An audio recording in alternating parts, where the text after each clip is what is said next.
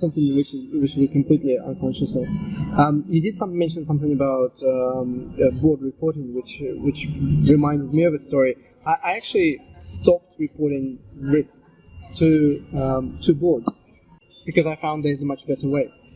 Just like with anything, I say board reporting unnecessary, board risk reporting unnecessary. I never had to present to the board because the better way was I've changed how investment decisions were made and presented. So basically, every single investment decision that went before the board already had an element of risk analysis and it was completely transparent and disclosed.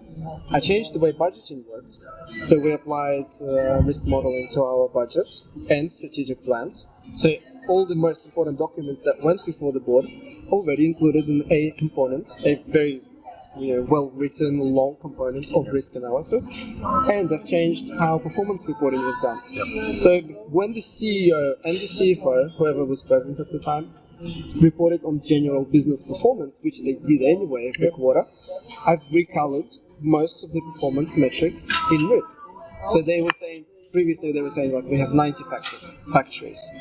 And they started saying we have 90 factories, out of which 30 are high risk, considered high risk, and 30 are considered medium risk. And they basically changed the way they were communicating exactly the same things that added that extra dimension of risk to it. And so I never had to report to the board because the board already, every single agenda item they've discussed, they already had the risk information specific to that agenda item. But there was nothing. There was no other 10 risks that were to be discussed because they already covered it. And that worked quite well. Well, mainly because on our board there were ministers, and I didn't really want to be in front of them too much.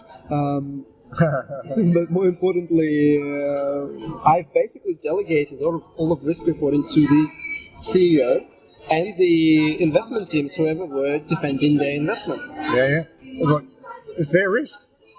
They should be reporting on it.